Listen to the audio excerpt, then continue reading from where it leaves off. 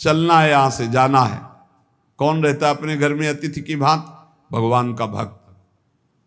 जाना है यहां से, अपनी प्रिया प्रीतम के पास जाना। ये हमारा घर नहीं है, यहां तो हम समय व्यतीत कर रहे हैं, अपनी आयु व्यतीत कर रहे हैं भगवत आराधना करते हुए। हमें जाना है प्रिया प्रीतम के पास। वास्तविक घर भगवान का धाम है हमारा, वास्तविक घर वाले प्रभु हैं हमारे, जो नित्य सच्चिदानंद भगवान के चरणों में अपने चित्त को समर्पित करता रहता है। उसको यह अनुभव होने लगता है कि बड़ी कृपा है हमारे ऊपर भगवान की, बड़ी कृपा है हमारे ऊपर। सर्वसमर्थ परम सुहृद भगवान ऐसे भक्त के ऊपर हर समय वरद हस्त रखे रहते हैं। ये केवल प्रवचन नहीं, सच्ची बात मानिए। ऐसे भगवान का वरद हस्त हर समय रहता है। जब भगवान की छत्र छाया में भक्त अपने को देखता है तो आसपास घोर विपत्तियों का भी समुदाय हो तो भी वो आनंद में मगन रहता है। हर हालत में आनंदित रहना ये भक्त का स्वभाव है। भगवान ऐसे भक्तों को प्यार करते हैं जैसे कछुआ अपने अंडे को बाहर रख आवे और रात दिन उसका चिंतन करे।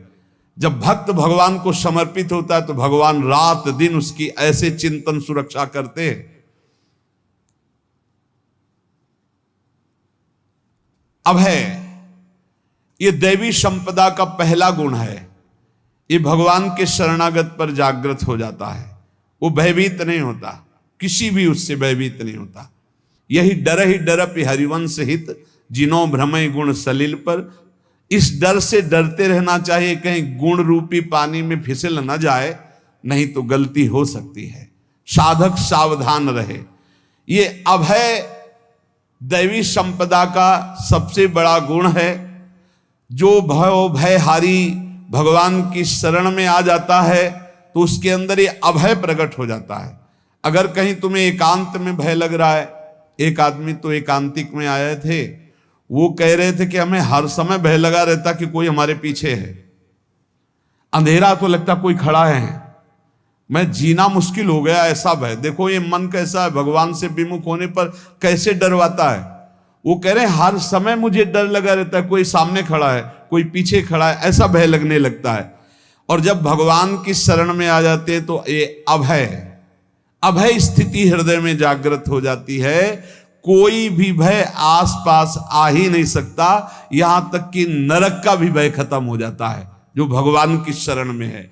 महापापी भी पुण्यात्मा महान भक्तों के समान वो उत्तम गति को प्राप्त हो जाता है जो भगवान की शरण में हो जाता है। पर ये जो भोगों का आश्रय लिए हुए हैं, मनमानी आचरण कर रहे हैं, ये कभी उस अभय को जान ही नहीं सकते कोई अभय पद है क्या। इनको तो कदम कदम पर शोक, भय और दुख की प्राप्ति होगी, कोई बचा नहीं सकता। जो भोगों में लगे हैं, मनमानी आचरण कर रहे हैं। अगर निर्भय होना चाहते हो, परम सुखी होना चाहते हो तो भगवान के शरणागत हो जाओ।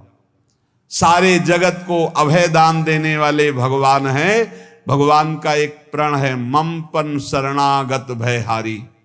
जो मेरी शरण में आ गया उसके भय का मैं नाश कर देता हूं। साधना में अवस्था मन की मानी जाती है कि आप कितने अच्छे साधक हैं। यदि आपका मन भगवदाकार है, हर समय भगवत चिंतन चल रहा है, आपके स्वप्न भागवती का रहे हैं, आपके विचार भागवतिक हैं, तो आपकी अच्छी साधना हो रही है। और यदि आपके स्वप्न गंदे आ रहे हैं, क्योंकि स्वप्न में मन का ही सारा खेल होता है, और आपकी चिंतन वृत्ति वासनात्मक चल रही, तो अभी साधना का प्रभाव मन पे नहीं पड़ा है। जिसका मन हर समय भगवत चिंतन करता रहता है वो जीते जी जीवन मुक्त हो जाता, अनुभव होता है। जैसे किसी ने कहा कि हमें कैसे पता चलेगा कि हमारा काम हो गया है, तो जैसे आप भोजन पा लेते हैं तो किसी दूसरे से गारंटी थोड़ी लेनी होती कि हम छक गए हैं क्या, आप जरा बताना, हम छक गए हैं क्या?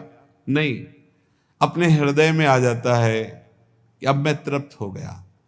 ऐसे ही अपने हृदय में आ जाता है कि मेरा काम हो गया, अब मेरा जन्म नहीं होगा। ये हृदय में आ जाता है, अपने आप अनुभव में आ जाता है। जब स्वरूप बोध होता है तो किसी और से सलाह थोड़ी लेनी होती है, वो अपने आप अनुभव में आ जाता है। हाँ, यदि गुरुदेव का वर्ण नहीं किया है तो फिर आपको किसी न किसी गुरु से प्रमाणित करवाना पड़ेगा। अगर गुरुदेव का वर्ण किया है तो वही मंत्र, वही नाम, वही गुरु शरणागति आपको अंदर से पुष्ट कर देगी कि आपका काम हो गया है। विषय चिंतन करता हुआ मन विषय आसक्ति को प्राप्त होता है। विषय आसक्ति को प्राप्त हुआ मन बार बार जन्म मरण और नरक को प्राप्त होता है। बस ये विषय चिंतन हटाना ही प्रमुख कर्तव्य साधना का है। बार बार मन को विषयों से हटा करके प्रभु के नाम में लगाओ, प्रभु के रूप में लगाओ, प्रभु की लीला में लगाओ। जहां भगवान प्रकट होते हैं वहां परमानंद की बाढ़ आती है।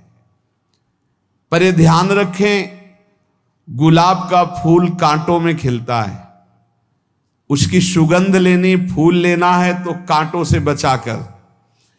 ऐसे ही जब आप भगवत चिंतन के लिए चलेंगे तो आपका चिंतन चुराने के लिए माया विविध नाटक करेगी, कांटे फैलाएगी। कोई तुम्हारी निंदा करेगा, कोई अपमान करेगा, कोई उपहास करेगा, तुम्हारी अव्यवस्था हो सकती है, तुम्हारी परिस्थिति बहुत भयावह हो सकती है। इन परिस्थितियों में भी भगवत चिंतन का तार ना टूटने पावे तो आगे गुलाब का फूल है। जैसे कांटे से बचाकर गुलाब का फूल लेते हैं और भगवद अर्पित करके सौरभ का सुख लेते हैं, ऐसे ही भगवान के प्रेमानंद का अनुभव करने के लिए संसार के कांटों से बचना होगा। और खिलेगा यही फूल संसार में ही, मनुष्य देह में, और योनियों में नहीं। भगवत प्राप्ति स्वर्ग में नहीं होगी, इसी मृत्यु लोक में होगी। पहले मन नहीं लगता भगवत चिंतन में, भगवत चिंतन जबरदस्ती करना पड़ता है। भगवत चिंतन जे ही प्रारंभ करोगे ते ही बहुत बाढ़ आ जाएगी पाप चिंतन की।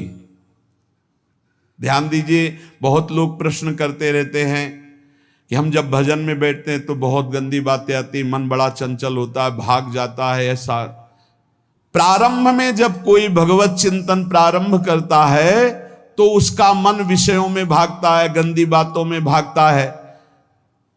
अब लोग कहते पहले तो हमारा चिंतन बढ़िया होता था, अब चिंतन नहीं होता। तो कोई सिद्ध पुरुष थोड़ी हो गए, तुम्हें जबरदस्ती चिंतन करना होगा।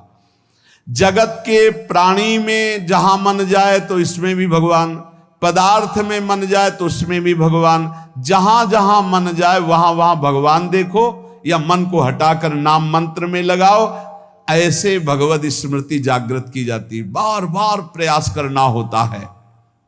कई लोग ये प्रश्न करते हैं कि हमसे बड़े पाप हो गए तो क्या हमें भगवान की प्राप्ति हो जाएगी? तो यहां कह रहे हैं भगवान किसी के पूर्व जीवन को नहीं देखते हैं, वर्तमान के भजन को देखते हैं। पकड़ो इस बात को। अगर वर्तमान में आज आप सुधर गए हो, नाम जप कर रहे हो तो आप भक्त हो। ये गीता जी में भगवान ने कहा, अपिचेत सुदुराचारो भजते माम अनन्य भाग साधुरेव समंतव्या सम्यक व्यवसिता। ऐसा बहुत दुराचारी पहले रहा है, बाद में उसके मन में आ गया कि भगवान के सिवा हमारा कोई कल्याण करने वाला नहीं, हमारा कोई नहीं। तो भगवान कहते हैं मैं उसे साधु ही मानता हूं, उसे साधु बना देता हूं। भगवान किसी के पूर्व जीवन को नहीं देखते। बहुत बढ़िया बात है। कल तक हम क्या करते रहे भगवान नहीं देखते, आज क्या कर रहे हो ये देखते हैं। यदि आज आप भजन में लग गए हो, अच्छे आचरण कर रहे हो तो आपको भगवत प्राप्ति हो जाएगी। भगवान ये नहीं देखते कि पूर्व में पुण्यात्मा रहा है कि पापात्मा रहा है। भगवान वर्तमान में देखते कि मेरा भजन कर रहा है, बस इसी से कल्याण कर देते हैं। पकड़ो इस बात को तो कभी प्रश्न नहीं उठेगा कि क्या हमको भी भगवत प्राप्ति हो सकती है क्या। हमारा मन यदि श्री भगवान को चाहने लगे तो श्री भगवान हमारे मन में ही आकर बस जाएंगे। भगवान की रूप माधुरी में मन डूबने लगेगा। यथार्थ सत्य जो भगवान से थोड़ा भी प्यार करने लगे हैं उनके हृदय में भगवान की उनकी भावना के अनुसार झलक आने लगी है। हृदय में प्रभु के आते ही अनंत जन्मों के संस्कारों का नाश हो जाता है। इसलिए तुम अपने पहले वाले घृणित जीवन को याद भी मत करो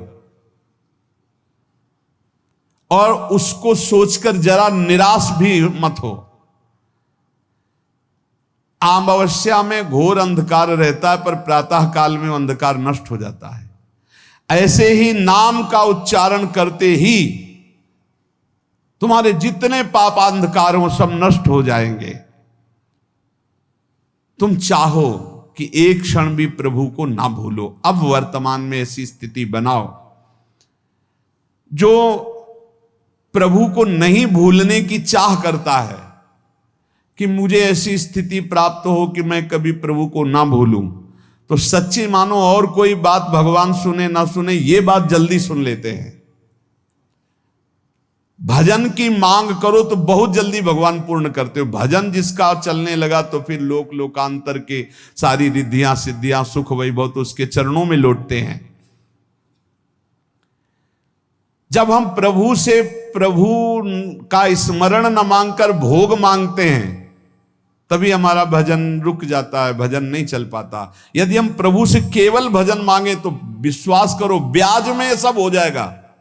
मूल भजन तो आपका बचेगा ही, ब्याज में लोकांतर के भोग आपके चरणों में लुटते घूमेंगे। आप भजन करके तो देखो। अरे घिघियाने की जरूरत नहीं, किसी से मांगने की जरूरत नहीं, भजन करके देखो सब ठीक हो जाएगा, सब अपने आप बन जाएगा। हम बहुत बड़ी भूल कर देते हैं कि थोड़ा भजन करके प्रभु से कुछ सांसारिक वस्तुएं स्थितियां परिस्थितियां बदलने की मांग कर लेते हैं, जिससे भजन छूट जाता है। प्रभु की स्मृति इतनी महान है कि जिन्होंने बैर भाव से प्रभु का स्मरण किया उनको भगवान की प्राप्ति हो गई। जैसे कंस आदि भगवान से बैर ही तो रखते थे लेकिन भगवान की स्मृति रहती थी। स्मृति ने उनको भगवत प्राप्ति करा दी।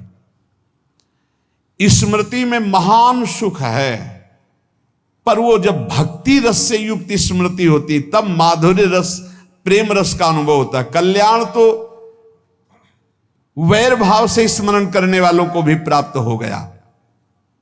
यदि आप भक्त हो और ये चाहते हो कि आपकी भागवती की स्थिति बहुत जोर की हो तो हम आपसे प्रार्थना करते हैं कि रोज प्रभु से एक ही बात मांगिए, मुझे अखंड स्मृति दीजिए। अर्जुन जी को पूरी गीता जी सुनने के बाद यही मिला, नष्टो मोहा स्मृति लब्ध्वा।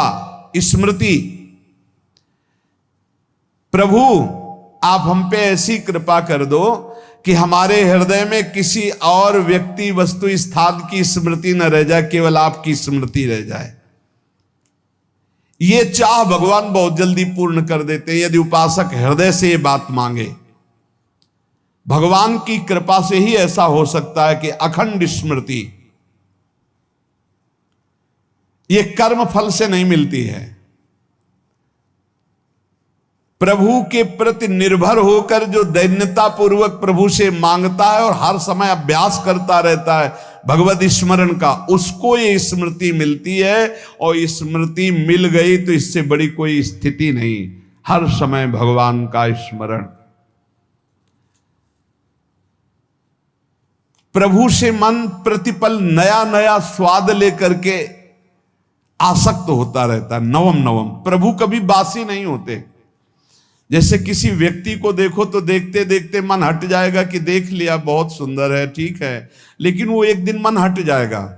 और प्रभु की सुंदरता नवम नवम है, प्रभु के नाम का स्वाद नवम नवम है, प्रभु की लीला का स्वाद नवम नवम है, प्रभु के धाम की शोभा नवम नवम है। जैसे आचार्य महाप्रभु हरिवंश चंद्र जी कहते, नयो नेह नवरंग नयो रस नवल श्याम वृषभानु किशोरी नव पीतांबर नवल चूनरी नई नई बूंदन भींजत गोरी नव वृंदावन हरित मनोहर नव चातक बोलत मोर मोरी नव मुरली जो मल्हार नई गति। सब कुछ नया। तो नवम नवम प्रभु प्रतिपल नवम नवम प्रभु का रूप, प्रियाजू का नवम नवम अबहीं और अबहीं और अबहीं और है।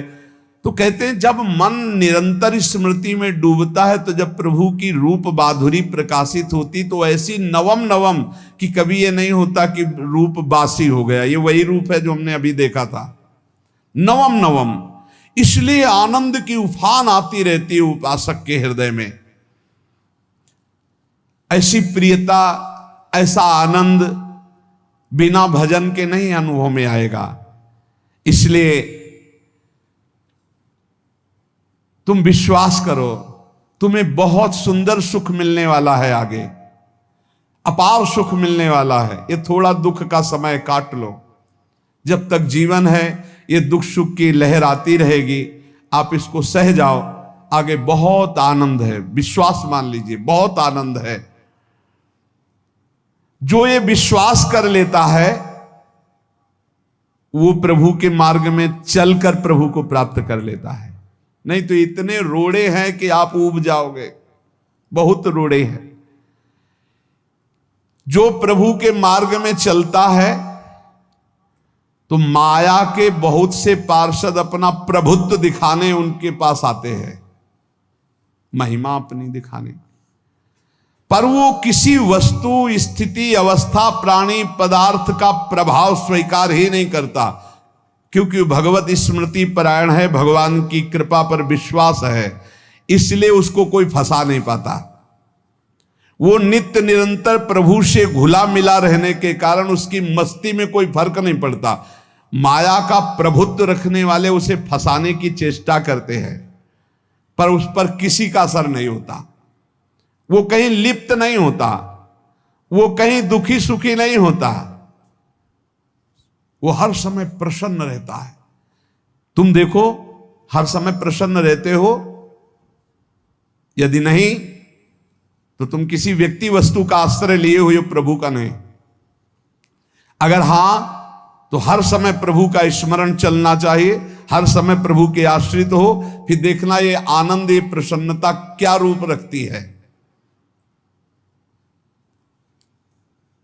बड़े बड़े मस्त संतों को देखा, मस्त ऐसे उन्माद में मस्त, हे उस सुख के लिए ललचाओ, कब तक जन्मते मरते रहोगे, कब तक बार बार दुख भोगते रहोगे, कब, बड़ा प्रपंच है ये। भगवान का स्मरण परम पुण्यात्मा पुरुष का हृदय माना जाता है, बहुत पवित्र हृदय, बड़ा पुण्यात्मा हृदय जिसमें भगवान का स्मरण। भगवान का विस्मरण पापात्मा पुरुष, भयानक विपत्ति, दुर्भाग्य आते हो।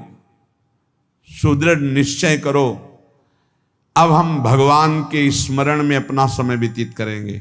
मेहनत करो, कार्य करने के लिए कोई मना नहीं, आप नौकरी करो, किसानी करो, व्यापार करो, पर अंदर अंदर भगवत स्मृति, भगवत स्मृति ही सबसे बड़ी स्थिति है। अब चाहे हम जीवित रहें, चाहे हमारे मरण जैसी विपत्ति आ जाए, चाहे सब हमसे हट जाए, चाहे सब हमको नमन करें, अब हम दृढ़ निश्चय करके केवल भगवान के स्मरण करते हुए इस संसार के बीच समय व्यतीत करेंगे। अब हम चूकने वाले नहीं, ये नियम लीजिए। चाहे जीवन रहे या ना रहे, चाहे मरण जैसा कष्ट आ जाए, चाहे सब वियोग हो जाए, सब चले जाए, चाहे सब संयोग हो जाए, सब नमन करें, अब हम प्रभु का स्मरण नहीं छोड़ेंगे।